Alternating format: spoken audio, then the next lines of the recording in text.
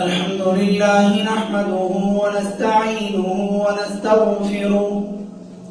ونعوذ بالله من شرور أنفسنا ومن سيئات أعمالنا من يهده الله فلا مضل له ومن يضلل فلا هادي له وأشهد أن لا إله إلا الله وحده لا شريك له وأشهد أن محمدا عبده ورسوله يا أيها الذين آمنوا اتقوا الله حق تقاته ولا تموتن إلا وأنتم مسلمون يا أيها الناس اتقوا ربكم الذي خلقكم من نفس واحدة وخلق منها زوجها وبث منهما رجالا كثيرا ونساء واتقوا الله الذي تساءلون به والأرحام إن الله كان عليكم رقيبا يا أيها الذين آمنوا اتقوا الله وقولوا قولا سديدا يصلح لكم أعمالكم ويغفر لكم ذنوبكم ومن يطع الله ورسوله فقد فاز فوزا عظيما أما بعد فإن أحسن الحديث كتاب الله وخير الهدي هدي محمد صلى الله عليه وسلم وشر الأمور محدثاتها وكل محدثة بدعة وكل بدعة ضلالة وكل ضلالة في النار اللهم صل على محمد وعلى آل محمد كما صليت على إبراهيم وعلى آل إبراهيم إنك حميد مجيد اللهم بارك على محمد وعلى آل محمد كما باركت على إبراهيم وعلى آل إبراهيم إنك حميد مجيد أما بعد فأعوذ بالله السميع العليم من الشيطان الرجيم من همزه ونفخه ونفثه وإذا قيل لهم آمنوا كما آمن الناس قالوا أنؤمن كما آمن السفهاء ألا إنهم هم السفهاء ولكن لا يعلمون اور جب انہیں کہا جاتا ہے کہ ایمان لاؤ جس طرح اور لوگ ایمان لائے تو وہ کہتے ہیں کہ ہم ایمان اس طرح لائے جس طرح بے وقوف لوگ ایمان لائے. خبردار وہی بے وقوف ہیں لیکن وہ نہیں جانتے. تمام قسم کی تعریفیں اس اللہ وحدہ لا شریک لہ کی ذات کے لیے خاص ہیں جو تمام جہانوں کا پالنے والا ہے. بے شمار لاتعداد انگیرت درود و سلام بارش کے قطرات سے زیادہ، درختوں کے پتوں سے زیادہ، ریت کے ذرات سے زیادہ، سورج اور چاند کی کرنوں سے بھی زیادہ درود و سلام ہوں امام الانبیاء امام المرسلین میرے اور آپ کے پیارے نبی اور پیارے رسول ہمارے پیر و مرشد حضرت محمد الرسول اللہ صلی اللہ علیہ وآلہ وسلم کی ذات بابرکات پر. محترم سامعین، جس طرح اس روئے زمین کے سب سے افضل لوگ وہ انبیاء کرام علیہ السلام ہیں، ان سے محبت عقیدت رکھنا ہم سب پر لازم اور فرض ہے. انبیاء کے بعد اس کائنات کی سب سے افضل جماعت صحابہ کرام رضوان اللہ علیہم اجمعین سے بھی محبت کرنا یہ ہمارے ایمان کا سب سے اعلیٰ اور عرفہ طریقہ ہے، اور ہمارے اوپر یہ لازم اور فرض ہے۔ چنانچہ ان صحابہ کرام کی عظمت بیان کرتے ہوئے اللہ رب العزت نے کلام پاک کے اندر بھی بے شمار جگہوں پر، اور پیارے نبی مکرم صلی اللہ علیہ وآلہ وسلم نے بھی اپنے ارشادات میں ان کی اہمیت کو بلند کرتے ہوئے مختلف جگہوں پر ان کی شان بیان فرمائی۔ صحابہ کرام رضوان اللہ مجمعین دوسرے لفظوں میں اس دور کی وہ ایسی جماعت ہے کہ جو جس کے جی میں آئے وہ ان کے بارے میں کہہ جاتا ہے، اور مسلمان اپنے ایمان کی کمزوری کے باعث اتنے کمزور ہیں کہ وہ کچھ بھی نہیں کر پاتے، حتیٰ کہ بعض لوگوں کو اندازہ تک نہیں ہوتا کہ صحابہ کرام کے بارے میں اتنی بڑی بات کہی ہے اور اس کا مطلب کیا ہے، ہمیں کیا ایکشن لینا چاہیے۔ ہم ہاتھ یا زبان سے کچھ نہیں کر سکتے، لیکن ذہنی طور پر، دلی طور پر ہمیں ان لوگوں سے اس بات سے نفرت کرنی چاہیے، لیکن شاید لوگ ایسا بھی نہیں کر پاتے۔ مسلمان اتنے کمزور۔ قرآن پاک کی آیت مبارکہ میں جب کفار مکہ سے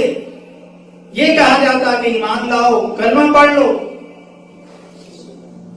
تو آج کے طریقے کے مطابق وہ صحابہ کرام کو اتنے برے لفظوں سے یاد کرتے، وہ کہتے کہ ہم ایمان اس طرح لائیں جس طرح بیوقوف لوگ، نعوذ باللہ پاگل لوگ ایمان لائے۔ صحابہ کرام کو انہوں نے بیوقوف اور پاگل کہا۔ وَإِذَا قِيلَ لَهُمْ آمِنُوا كَمَا آمَنَ النَّاسُ قَالُوا أَنُؤْمِنُ كَمَا آمَنَ السُّفَهَاءُ۔ جس طرح یہ سفیہ لوگ، پاگل اور مجنون لوگ، بیوقوف لوگ ایمان لائے، ایسے ایمان لائے۔ اللہ تعالیٰ نے اس کا پھر جواب دیا، أَلَا إِنَّهُمْ هُمُ السُّفَهَاءُ۔ یہ جو میرے نبی کے صحابہ کو پاگل اور بیوقوف کہہ رہے ہیں، میرے نبی کے صحابہ نہیں، بلکہ یہ کہنے والے خود پاگل، بیوقوف اور مجنون ہیں۔ وَلَكِنْ لَا يَعْلَمُونَ، لیکن وہ نہیں جانتے کہ وہ یہ کیا کہہ رہے ہیں اور کن کو کہہ رہے ہیں، اور اپنے بارے میں بھی نہیں جانتے کہ اصل میں یہ خود پاگل اور بیوقوف ہیں۔ اللہ تعالیٰ نے میرے نبی کے صحابہ کا اس طریقے سے دفاع کیا، اور پیارے رسول صلی اللہ علیہ وآلہ وسلم نے صحابہ کی شان بیان کرتے ہوئے فرمایا، لا تسبوا اصحابی، میرے کسی صحابی کو برا بھلا نہ کہو، ان کی شان میں گستاخی نہ کرو، ان کو گالی نہ دو۔ وجہ کیا ہے؟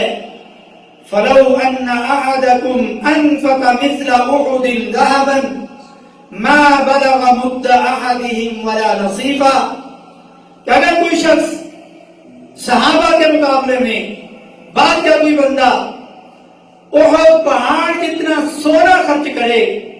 اور اس کے مقابلے میں میرے نبی کا صحابی ایک مٹھی پر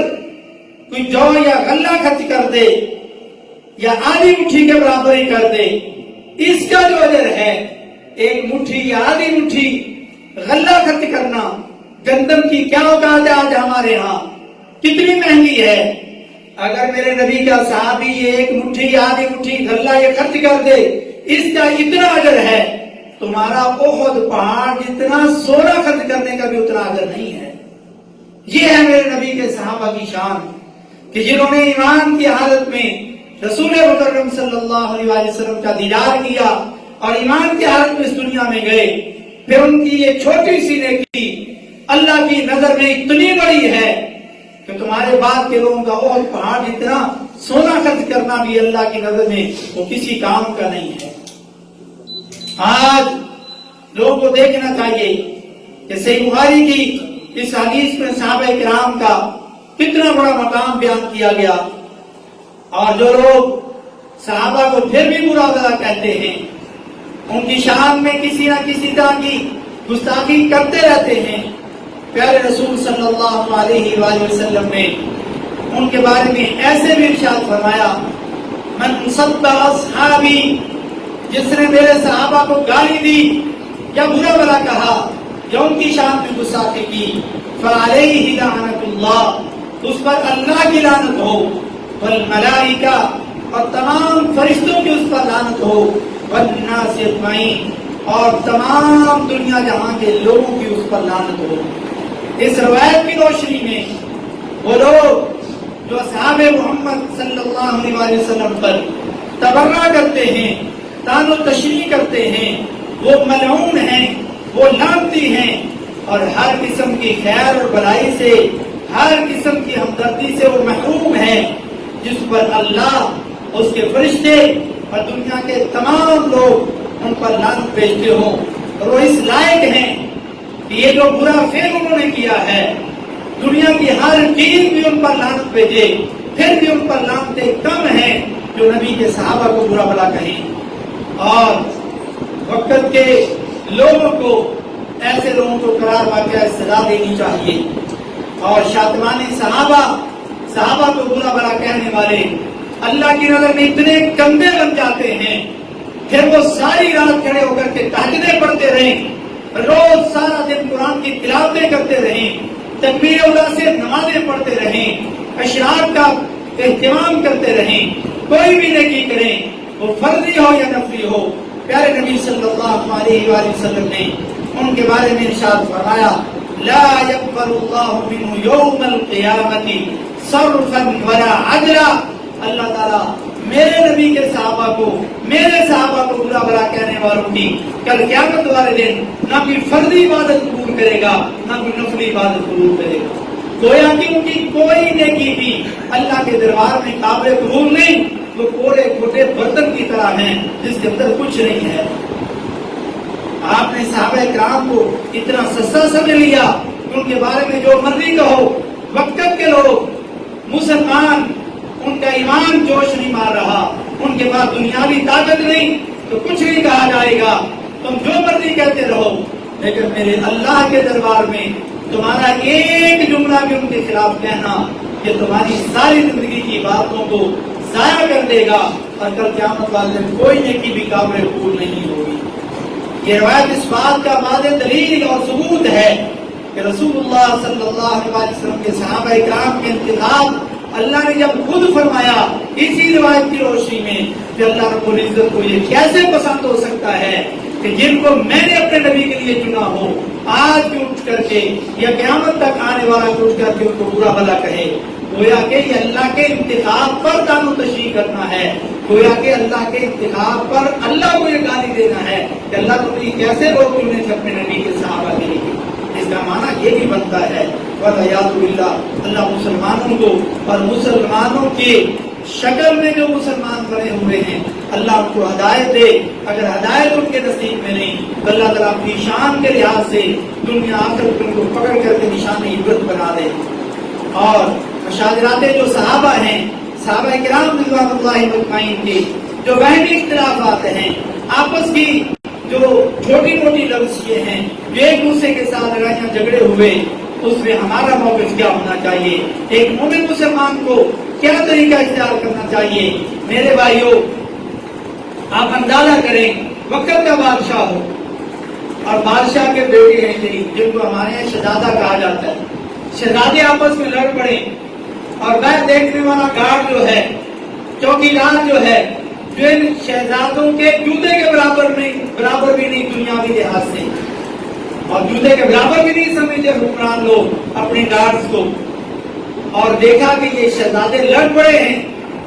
اور وہ گارڈ آتا ہے، وہ ان کے لحاظ سے کم پڑھا لکھا بھی ہے، دنیاوی لحاظ سے اس کا کوئی مقام نہیں، کیا وہ ان شہزادوں کا فیصلہ کر پائے گا کہ یہ شہزادہ زیادہ سچا ہے، یہ جھوٹا ہے، اس سے پہلے مارا، اسے نہیں مارا؟ وہ فیصلہ کرنے بیٹھے گا تو کسی ایک شہزادے کی وہ گردن اڑا سکتا ہے، کسی ایک کو تھپڑ مارے گا، کسی ایک کو برا بھلا کہے گا، اس لیے چوکیدار ان شہزادوں کا فیصلہ نہیں کر سکتا۔ فیصلہ کون کرے گا؟ فیصلہ بادشاہ کرے گا، جن کا باپ ہے، جو بڑا ہے، کہ میرے کس شہزادے کی غلطی ہے، کس کی نہیں، میں جن کو سزا دینی ہے یا نہیں دینی، یا ان کی بات سن کر کے ایسے گزار دینی ہے، کچھ بھی نہیں کہنا، یہ مالک کا کام ہے۔ بادشاہ کا کام ہے، چوکیدار کا کام نہیں کہ شہزادوں کی لڑائی اور شہزادوں کے جھگڑے کے فیصلے وہ کرنے بیٹھ جائے۔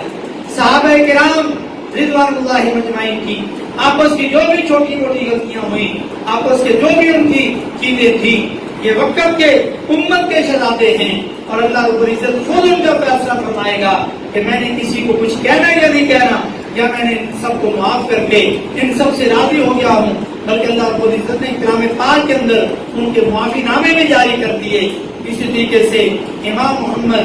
بن عبد الوہاب رحمہ اللہ فرماتے ہیں وَأَجْمَعَ أَهْلُ السُّنَّةِ عَلَى السُّكُوتِ عَمَّا شَجَرَ بَيْنَ الصَّحَابَةِ رَضِيَ اللَّهُ عَنْهُمْ وَلَا يُقَالُ فِيهِمْ إِلَّا الْحُسْنَى فَمَنْ تَكَلَّمَ فِي مُعَاوِيَةٍ أَوْ غَيْرِهِ مِنَ الصَّحَابَةِ فَقَدْ خَرَجَ عَنِ الْإِجْمَاعِ۔ اہل سنت کا اس بات پر اجماع ہے کہ صحابہ کرام کے بحث اختلافات کے بارے میں خاموشی اختیار کی جائے، ان کے بارے میں صرف اچھی بات کہی جائے۔ لہذا جس شخص نے بھی حضرت امیر معاویہ رضی اللہ تعالیٰ عنہ یا کسی اور صحابی کے بارے میں زبان کھولی، وہ اجماع اہل سنت کا مخالف ہے، گویا کہ وہ اجماع اہل سنت سے نکل چکا ہے۔ اور قرآن اور مشاجرات صحابہ، اس بات میں کسی سنی مسلمان کو کوئی شبہ نہیں ہو سکتا کہ صحابہ کرام کے آپس کے جو اختلافات ہیں وہ اجتہادی تھے، کسی بدنیتی کی بنا پر وہ ہرگز نہیں تھے۔ اجتہاد میں اگر کوئی انسان غلطی بھی کر لے تو اسے اللہ تعالیٰ کی طرف سے ایک اجر دیا جاتا ہے، جبکہ قرآن کریم کے مطابق صحابہ کرام سے جو غیر اجتہادی غلطیاں ہوئیں ان کو بھی اللہ نے معاف فرما دیا،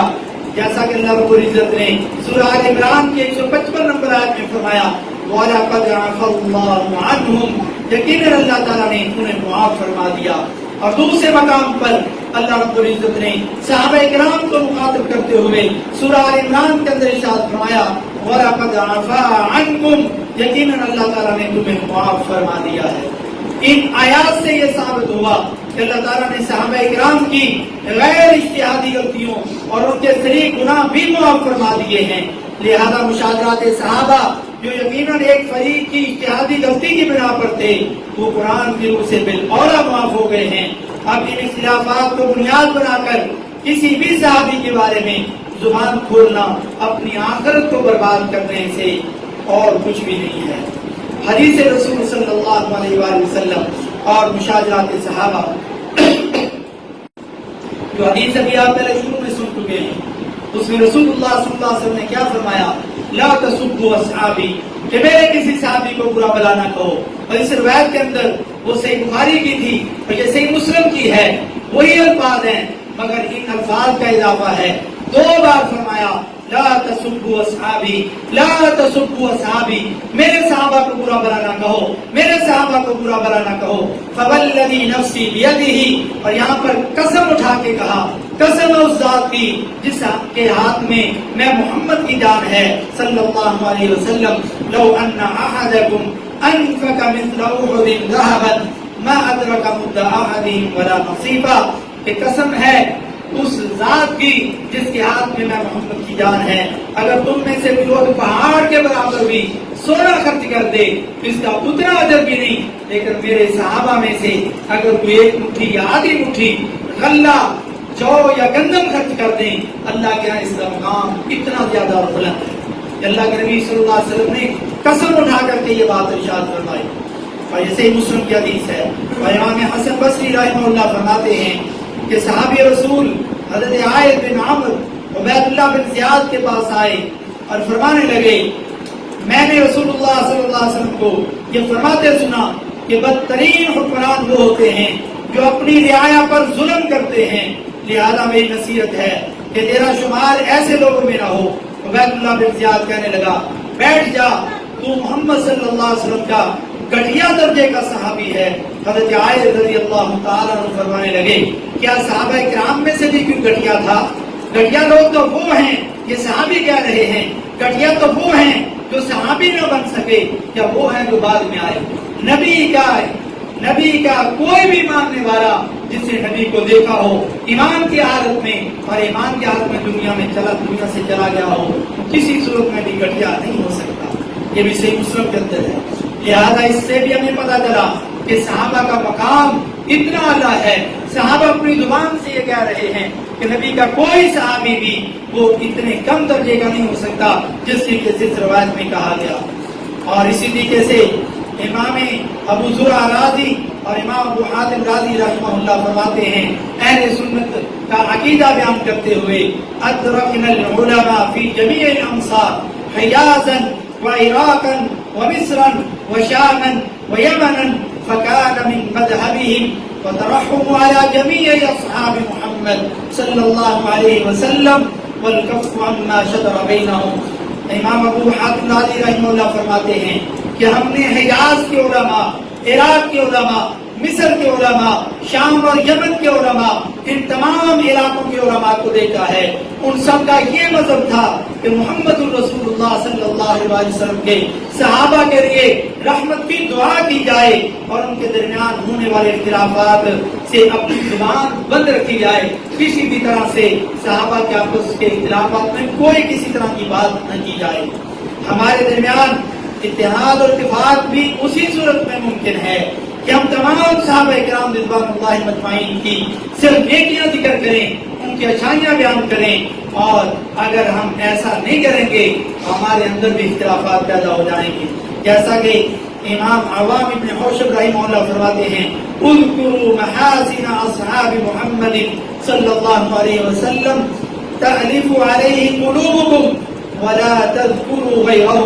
فتحرش الناس علیہم. کہ تم محمد صلی اللہ علیہ وسلم کے صحابہ کرام کے محاسن بیان کرو، اس سے تمہارے مابین اتفاق اور اتحاد پیدا ہوگا. صحابہ کے بارے میں بدگمانی والی باتیں نہ کرو، اس سے تم لوگوں کے درمیان اختلاف ہوگا اور تم آپس کے اندر اختلاف کو بڑھانے کا سبب بنو گے. یہ تو ہو گئی صحابہ کرام کے کچھ فضائل. آئے ذرا جنہوں نے صحابہ کرام کی کسی نہ کسی طریقے سے گستاخیاں کی، اتنا بڑا جرم ہے، ان کی سزائیں کس طرح کی ہیں. حضرت ابو بکر رضی اللہ تعالیٰ عنہ اور حضرت عمر رضی اللہ تعالیٰ عنہ کے گستاخ کا انجام. حضرت عبیدہ سلیمانی رضی اللہ تعالیٰ عنہ سے روایت ہے کہ حضرت علی رضی اللہ تعالیٰ عنہ کو معلوم ہوا کہ ایک شخص نے حضرت ابو بکر اور حضرت عمر رضی اللہ تعالیٰ عنہ کو برا بھلا کہا، تو حضرت علی رضی اللہ تعالیٰ عنہ نے ان کو بلا بھیجا اور فرمایا سنو، اس ذات کی قسم جس نے محمد صلی اللہ علیہ وسلم کو حق کے ساتھ مبعوث فرمایا ہے، مجھے کچھ معلوم ہوا ہے کہ اگر میں اسے تمہاری زبان سے سن لیتا یا تمہارے خلاف یہ بات ثابت ہو جاتی تو میں علی تمہارا سر قلم کر دیتا، تمہارا سر تن سے جدا کر دیتا کہ تم ابو بکر اور عمر کے خلاف بات کرتے. یہ تھا میرے علی کا عقیدہ رضی اللہ تعالیٰ عنہ. حضرت ابو بکر عمر رضی اللہ تعالیٰ عنہ کے بارے میں آج بیان کیا جاتا ہے کہ علی اور ابو بکر، عمر اور عثمان کے آپس میں نعوذ باللہ دشمنیاں تھی، بولتے نہیں تھے، بیٹھے نہیں کی تھی. نعوذ باللہ یہ من گھڑت قصے کہانیاں سنا کر کے مسلمانوں کو آپس میں دور کیا جاتا ہے. لیکن کیا محبت کا اندازہ دیکھیں. حضرت علی اور مرتضیٰ شیر خدا رضی اللہ تعالیٰ عنہ کو جب پتہ چلا کہ ابو بکر عمر کے بارے میں کوئی ایسی بات کر رہا ہے تو فرماتے کہ اگر مجھے پتہ چل جاتا، دلیل مل جاتی، میں نے کانوں سے سن لیا ہوتا تو جو بھی یہ شخص ہوتا میں اس کی گردن تن سے جدا کر دیتا. یا رسالہ فی تمیز صحابہ کے اندر یہ موجود ہے. اور حضرت حسن رضی اللہ تعالیٰ عنہ کے پوتے حضرت ابراہیم بن الحسن بن علی بن ابی طالب رحمہ اللہ رضی اللہ تعالی عنہما یہ فرماتے ہیں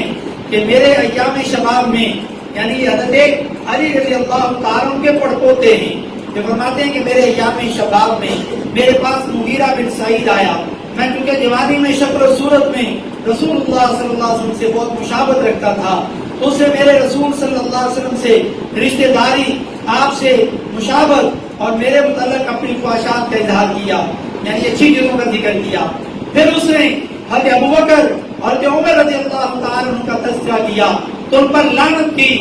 اور اعلان برات کیا. میں نے کہا اے اللہ کے دشمن، یا عدو اللہ عندی، میرے پاس تم ایسی بکواس کر رہے ہو، ایسی باتیں کر رہے ہو. قال فخنقته خنقا قال فقلت له ارأيت قولك للمغيرة فخنقته خنقا اخنقته بالكلام ام بغيره قال بل خنقته حتى ابلع لسانه. تو راوی بیان کرتا ہے کہ آپ نے اس کا گلا اتنی زور سے کیوں دبایا؟ جب انہوں نے سنا اپنے کانوں سے کہ ابو بکر عمر کو لعنت کر رہا ہے تو انہوں نے اس کے گلے کو مضبوطی سے پکڑ لیا، زور سے دبایا، اور راوی پوچھنے والا پوچھتا ہے کہ آپ نے کس لیے یہ گلا دبایا؟ کیا وہ اپنی بات کرنا بند ہو جائے؟ فرماتے نہیں، یہ اس لیے دبایا، اتنی مضبوطی سے دبایا کہ اس کا گلا سوکھ گیا اور اس کی زبان اس کے منہ سے باہر آ گئی۔ اتنا غصہ اس شخص پر اس کو آیا جو حضرت ابوبکر اور عمر رضی اللہ تعالیٰ کو برا بھلا کہنے والا تھا۔ اور اسی طریقے سے امام مستغفری رحمہ اللہ ایک بزرگ کا ارشاد بیان کرتے ہیں کہ میں نے ملک شام میں ایک امام کے پیچھے نماز ادا کی، جس نے نماز کے بعد حضرت ابوبکر اور حضرت عمر رضی اللہ تعالیٰ کی شان میں بے ادبی کرتے ہوئے بد دعا کی۔ دوسرے سال جب میں اسی مسجد میں نماز کے لیے آیا تو ایک اور امام تھے، انہوں نے نماز کے بعد حضرت ابوبکر صدیق اور حضرت عمر فاروق رضی اللہ تعالیٰ عنہ کے حق میں دعا فرمائی۔ میں نے نمازیوں سے پوچھا کہ تمہارا پرانا امام کہاں ہے؟ وہ لوگ اپنے ہمراہ مجھے ایک مکان میں لے گئے جہاں ایک آدمی بیٹھا ہوا تھا جس کی شکل کتے جیسی ہو چکی تھی اور اس کی دونوں آنکھوں سے آنسو جاری تھے۔ لوگوں نے کہا یہ ہے وہ امام۔ میں نے اس سے کہا کہ کیا تم ہی ہو وہ جو حضرت ابوبکر اور عمر رضی اللہ تعالیٰ عنہما کی شان میں بد دعا کرتے تھے؟ تو اس نے سر ہلا کر کے کہا کہ ہاں میں ہی ہوئی تھا۔ اللہ رب العزت نے حضرت ابوبکر عمر رضی اللہ تعالیٰ عنہ کی گستاخی کرنے والے، اس مصلی رسول پہ کھڑے ہونے والے اس امام کی کتے جیسی شکل کر دی اور اس کی آنکھوں سے آنسو جاری رہتے تھے۔ اور اس نے پھر پوچھا اور اس نے پھر جواب دیا ہاں میں ابوبکر عمر کو لعنت کرتا تھا، برا بھلا کہتا تھا۔ اور اس پاکستان کے سرگودا کے مشہور عالم دین جو بھی حیات ہیں، حضرت شیخ سلطان شاہ نقوی حفظہ اللہ تعالی، وہ اپنے گھر کا واقعہ بیان کرتے ہیں۔ یہ زندہ سوشل میڈیا پر ان کا کلپ بھی موجود ہے، ان کا نمبر مل سکتا، آپ خود پوچھ بھی سکتے ہیں۔ تو فرماتے ہیں ہمارے گھر میں میرا حقیقی ماموں جب فوت ہوا تو اس سے اس طرح کی آوازیں نکل رہی تھی جیسے کوئی کتا بھونک رہا ہو، چہرے کا رنگ بدل گیا۔ یہ اپنے سگے ماموں کا واقعہ بیان کرتے ہیں کہ جب وہ مرے، فوت ہوئے، تو اس کے ایسی آوازیں آ رہی تھی جیسے کوئی کتا بھونک رہا ہو، ان کے چہرے کا رنگ بدل گیا کیونکہ اس کا وتیرہ تھا جب گھر کے اندر کوئی کتا داخل ہوتا تو معاذ اللہ کہتا یہ ابوبکر آ گیا ہے، یہ عمر آ گیا ہے، نعوذ باللہ من ذالک۔ اتنی گندی زبان استعمال کرتا تھا۔ اس لیے جب وہ مرا تو اس کی میت سے، جنازے سے کتے کی آوازیں آنے لگی۔ یہ زندہ واقعہ بھی سرگودا کا موجود ہے، شیخ صاحب آپ خود دیکھ سکتے ہیں، یہ ان کی کتاب خطبات ہے جس کے 226 کے اوپر ان کا یہ فرمان موجود ہے جو خود اپنے ماموں کے بارے میں بیان کر رہے ہیں۔ اور حضرت عثمان رضی اللہ تعالیٰ عنہ کے گستاخ انجام امام عاصم الاحوال رحمہ اللہ جو مدائن شہر کے قاضی بھی رہے ہیں، وہ فرماتے ہیں کہ میرے پاس ایک شخص لایا گیا جس نے حضرت عثمان رضی اللہ تعالیٰ عنہ کو گالی دی تھی۔ میں نے اسے 10 کوڑے مارے، اس نے دوبارہ گالی دی، میں اس کو 10 کوڑے لگاتا رہا یہاں تک کہ وہ گالیاں دیتا رہا۔ میں نے اس کو 70 کوڑے بھی مارے تھے۔ یعنی آپ نے صحابہ کرام ابو بکر عمر عثمان علی کو گالی دینا عام سمجھ لیا۔ یعنی پہلے دور کے لوگ کس طریقے سے لوگوں کے ساتھ نپٹتے تھے، کس طریقے سے سزائیں دیتے تھے، مگر ان لوگوں نے آج یہ سمجھ لیا ہے کہ شاید آج کوئی پکڑنے والا نہیں، آج دنیا کی کوئی طاقت تمہیں سزا دینے والی نہیں، مگر میری اللہ کی سزا سے تم کبھی بھی بچ نہیں سکتے جو بھی صحابہ کی گستاخی کرنے والا ہو۔ اور امام محمد بن سیرین رحمہ اللہ فرماتے ہیں کہ میں بیت اللہ شریف کا طواف کر رہا تھا، ایک آدمی کو دیکھا، وہ دعا مانگ رہا تھا اور کہہ رہا تھا اے اللہ مجھے معاف کر دے، لیکن میرا گمان ہے کہ تم مجھے معاف نہیں کرے گا۔ یہ دعا کرنے والا دعا کر رہا ہے اور امام محمد بن سیرین کے اس کی دعا کو سن رہے ہیں۔ وہ کیا دعا کر رہا ہے کہ اللہ تو مجھے معاف کر دے، لیکن میرا یقین ہے تو مجھے معاف نہیں کرے گا۔ میں نے کہا اللہ کے بندے کیا کہہ رہے ہو، کیسی دعا کر رہے ہو؟ تو کہتا ہے کنت اعطیت للہ عہدا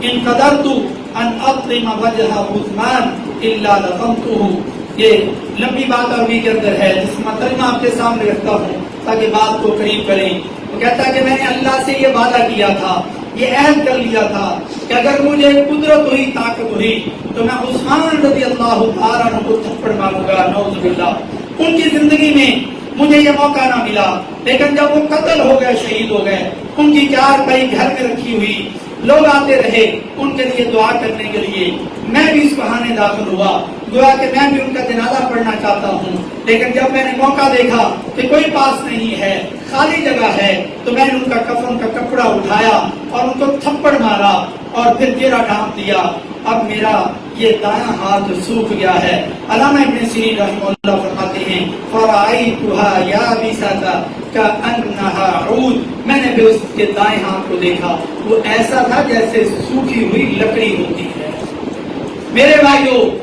یہ گستاخان صحابہ کی گستاخی کرنے والے, صحابہ کو گالیاں دینے والوں کے کہ سچے اور سچے واقعات جو احادیث اور سیرت کی کتابوں کے ساتھ ود پروف اور حوالوں کے ساتھ آپ کے سامنے رکھنے کا یہ مقصد ہے کہ ہم مسلمانوں کے اندر, نہ ہماری فیملی کے اندر, نہ ہماری اولاد کے اندر, نہ ہمارے بیوی بچوں کے اندر, نہ ہمارے خاندان کے اندر کوئی ایسا شخص پیدا نہ ہو. اگر بھی ہو تو اس کو اپنے خاندان سے نکال دیں, اس سے برات کا اعلان کر دیں. یہ نہ ہو کہ وہ آپ کو بھی جہنم میں لے جانے کا سبب بن جائے. آپ اپنے بیوی بچوں کی, اپنے بہن بھائیوں کی ایسے تربیت کریں کہ اللہ نے جن کو اختیار کیا ہے میرے نبی کے لیے وہ ایسے نہیں ہو سکتے جس طرح لوگ کہہ رہے, اور جنہوں نے بھی ان کو برا بلا کہا کہ اللہ رب العزت نے کس طریقے سے ان کو سزائیں دی اور کس طریقے سے پھر دنیا کے اندر بھی وہ نشان عبرت بن گئے. اسی طریقے سے ابو ہریرہ رضی اللہ تعالیٰ عنہ کے گستاخ کا بھی انجام قاضی ابو طیب رحمہ اللہ بیان کرتے ہیں کہ ہم جامع منصور, یہ مشہور مسجد ہے کوفہ کی, اس کے حلقے میں بیٹھے ہوئے تھے. اتنے میں ایک خراسانی نوجوان آیا,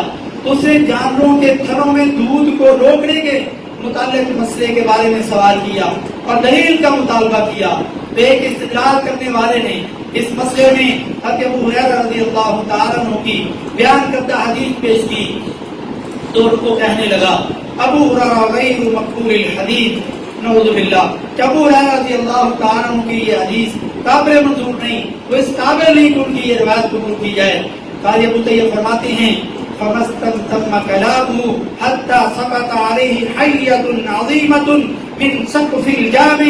فَوَثَبَ النَّاسُ مِنْ أَجْرِهَا. ابھی اس کی بات یہ پوری نہیں ہوئی تھی کہ اسی مسجد کی چھت سے ایک بہت بڑا اژدہا, ایک سانپ گرا جس کو دیکھ کر کے لوگ بھاگنے لگے اور پھر وہ غائب ہو گیا. آپ تصور کریں ایک صحابی کے بارے میں ایک جملہ صرف کہنا کہ مجھے اس کی روایت قابل منظور نہیں, اللہ کو یہ اتنی ناپسند گزری, اللہ نے اتنا بڑا اژدہا اور اتنا بڑا یہ سانپ نازل کر دیا تاکہ لوگوں کو پتہ چل جائے کہ صحابہ کے بارے میں برا کہنا کیسا ہے. اسی طریقے سے حضرت سعد بن ابی وقاص رضی اللہ تعالیٰ عنہ کے گستاخ کا انجام حضرت ابو سعید خدری رضی اللہ تعالیٰ عنہ سے روایت ہے, اہل کوفہ نے حضرت سعد بن ابی وقاص رضی اللہ تعالیٰ عنہ کی حضرت عمر رضی اللہ تعالیٰ عنہ سے شکایت کی. اس لیے عمر رضی اللہ تعالیٰ عنہ نے ان کو معذور کر کے حضرت عمار رضی اللہ تعالیٰ عنہ کو کوفہ کا حاکم بنایا. تو کوفہ والوں نے حضرت سعد رضی اللہ تعالیٰ عنہ کے متعلق یہاں کھاتے تھے, نعوذ باللہ. چنانچہ حضرت عمر رضی اللہ تعالیٰ عنہ نے ان کو بلا بھیجا. آپ نے ان سے پوچھا اے ابو اسحاق ان کوفہ والوں کا خیال ہے, یعنی یہ ان کی کنیت ہے حضرت سعد کی, کیا ابو اسحاق ان کوفہ والوں کا کیا خیال ہے کہ تم اچھی طرح نماز بھی نہیں پڑھا سکتے تھے؟ اس پر آپ نے جواب دیا اللہ کی قسم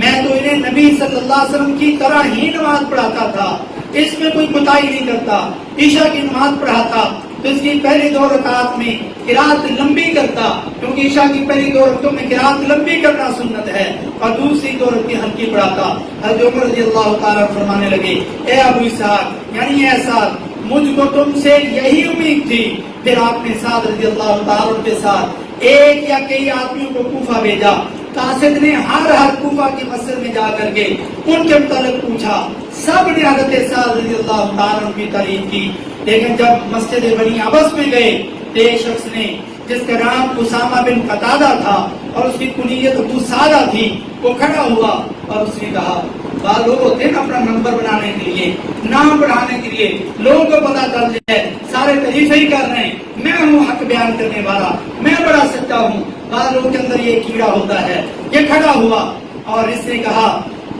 اما اذا نشطنا فإن سعدا كان لا يسير بالسرية. تو کہتا ہے کہ جب آپ نے اللہ کا واسطہ دے کر کے پوچھا ہے تو سنیے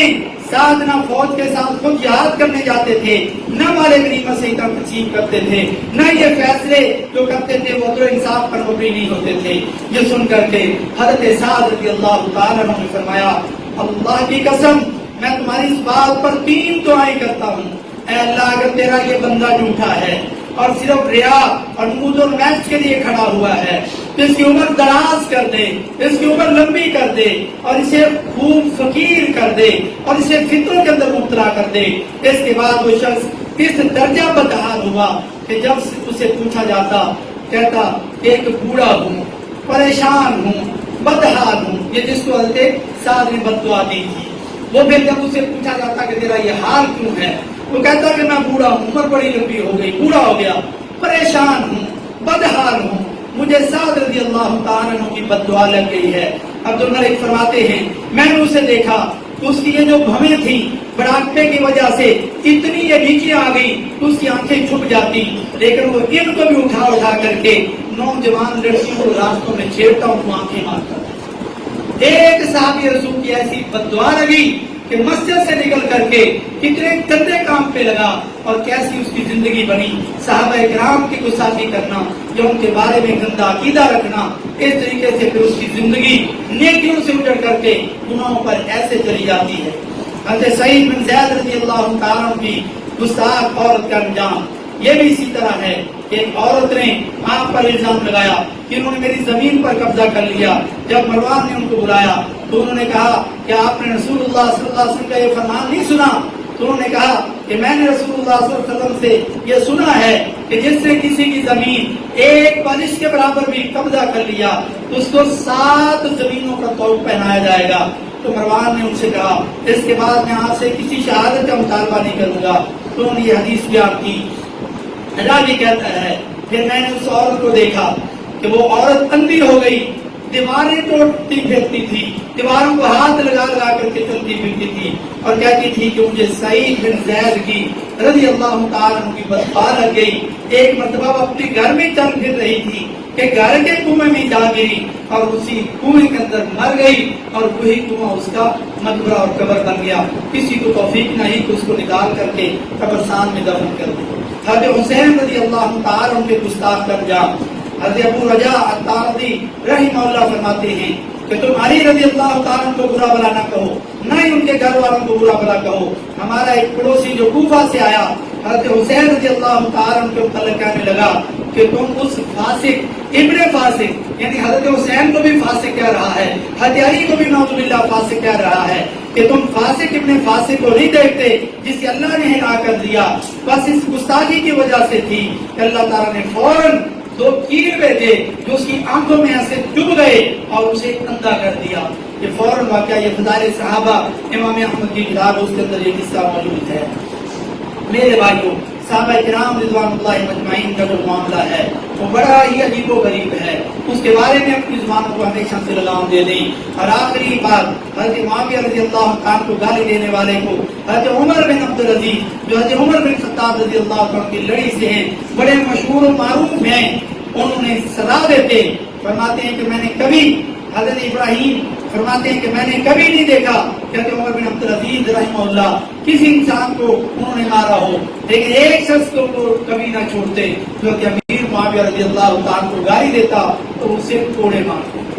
میرے بھائیوں اللہ رب العزت سے دعا رب العزت مجھے اور آپ کو صحابہ کرام کا مقام سمجھنے کی اور صحابہ کرام کی گستاخی کر کے اپنی دنیا اور آخرت سے برباد ہونے سے اللہ تعالیٰ مجھے مسلمانوں کو محفوظ فرمائے اور ہمیں بھی مرتے دم تک اللہ تعالیٰ اپنا اپنے نبی کا اپنے نبی کے صحابہ کا تمام انبیاء و مرسلین کا تمام اولیاء کرام کا اولیاء امت کا اللہ تعالیٰ ہمیں فرما بردار بنائے، ان کے نقش قدم پر چلنے کی توفیق نصیب فرمائے اور جو بھی ان کی کسی طرح کی گستاخی کا مرتکب ہو اللہ تعالیٰ اسے ہدایت دے، اگر ہدایت اس کی توفیق میں نہیں اللہ تعالیٰ اپنی شان کے لحاظ سے اسے دنیا اور آخرت میں نشان عبرت بنا دے۔ وما توفیقی الا باللہ۔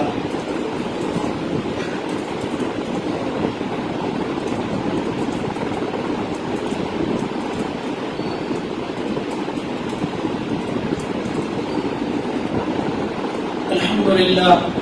لله نحمده ونستعينه ونستغفره ونعوذ بالله من شرور أنفسنا ومن سيئات أعمالنا من يهده الله فلا مضل له ومن يضلل فلا هادي له وأشهد أن لا إله إلا الله وحده لا شريك له وأشهد أن محمدا عبده ورسوله. سامعین، نماز جمعہ کے لیے ہمارے ہاں عام طور پر تمام مساجد کے اندر یہ طریقہ بن چکا ہے کہ جو ٹائم لکھا ہوتا ہے اتنے بجے جماعت کھڑی ہوگی، جمعہ کا مطلب اتنے بجے جماعت ہوگی، ہم اتنے بجے ہی آتے ہیں. 1:30 بجے لکھا ہے تو 1:30 بجے آتے ہیں. میرے بھائی یہ تو نماز ہے، نماز تو آپ کبھی بھی پڑھ لیں گے. جمعے سے رہ بھی گئی تب بھی آپ دونوں پڑھ سکتے ہیں، لیکن جمعہ آپ کا رہ جائے گا. جو ہفتہ وار ہمارے لیے ایک عید کی طرح ہے، اس لیے ہمیں ہفتہ وار اپنے آپ کو اپنے ٹائم سے، اپنی ڈیوٹی سے ٹائم نکال کر کے، اچھے طریقے سے غسل کر کے، اچھے کپڑے پہن کے، مسواک کر کے، خوشبو لگا کے جلدی آنا چاہیے اور امام کے قریب ہو کر کے بیٹھنا چاہیے. اور جیسے ہی خطیب جو ممبر پر آتا ہے سلام کہتا ہے، فرشتے اپنے دفتر کو بند کرتے ہیں جس پر وہ نام لکھتے ہیں کہ کون تو مسجد میں آ گیا ہے، پھر وہ بند کر کے بیٹھ جاتے ہیں اور وہ پوری توجہ کے ساتھ خطبہ سنتے ہیں. جو مکلف نہیں، جن سے پوچھا نہیں جانا کہ تم نے جمعہ پڑھا ہے کہ نہیں، لیکن جن سے پوچھا جانا ہے وہ لیٹ آتے ہیں، اور جو لیٹ آتے ہیں فرشتوں نے دفتر بند کر دیے. میرے بھائی ان کا نام نہیں لکھا جائے. ہم اپنی عادت بنائیں کہ 1:45 بجے خطبہ شروع ہوتا ہے، اذان شروع ہوتی ہے 1:45 سے پہلے مسجد میں آنے کی. اور یہ اللہ کے لیے آنا ہے، نہ تو آپ نے میرے اوپر احسان کرنا ہے نہ مسجد پر. آپ نے اپنے لیے اور اپنے اللہ کو خوش کرنے کے لیے اور اپنے نبی کے فرمان کو زندہ کرنے کے لیے آپ نے آنا ہے. پھر ہمیں جمعہ رات سے ہی اپنی تیاری شروع کر دینی چاہیے اور جمعہ کو جلد یہ سارے کام کر کے 1:45 سے پہلے مسجد میں پہنچ کر کے کچھ نفل پڑھ کے خطبے کا انتظار آپ کو کرنا چاہیے، نہ کہ مسجد اور خطیب آپ کا انتظار کرے. یہ بڑا اہم پوائنٹ ہے جس میں میں اکثر کوشش کرتا ہوں کہ یاد دہانی کرواؤں تاکہ ہم اس غلطی سے بچ سکیں. اللہ تعالیٰ ہم سب کو معاف فرمائے اور ہماری سستی کو دور فرمائے. ان اللہ و ملائکتہ یصلون علی النبی یا ایھا الذین آمنوا صلوا علیہ وسلموا تسلیما. اللهم صل وسلم وزد وبارك وانعم على حبيبك ورسولك محمد وعلى آله وأصحابه أجمعين. اللهم أعز الإسلام والمسلمين، اللهم أعز الإسلام والصحابة والمسلمين، اللهم أذل الشرك والمشركين، اللهم أذل الشرك والمشركين، اللهم انصر كتابك وسنة نبيك وعبادك الصالحين، اللهم انصر المجاهدين في كل مكان، اللهم انصر المجاهدين في كل مكان، اللهم اشف مرضانا ومرضى المسلمين، اللهم اشفنا شفاء كاملا عاجلا لا يغادر سقما. أسأل الله العظيم رب العرش العظيم أن يشفينا جميعا شفاء كاملا عاجلا لا يغادر سقما. اللهم اغفر لجميع موتى المسلمين، اللهم اغفر لجميع موتى المسلمين، اللهم اغفر لجميع موتى المسلمين، اللهم اغفر لأبي وأمي، اللهم اغفر لهما وارحمهما إنك أنت الغفور الرحيم. ربنا آتنا في الدنيا حسنة وفي الآخرة حسنة وقنا عذاب النار. سبحان ربك رب العزة عما يصفون وسلام على المرسلين والحمد لله رب العالمين.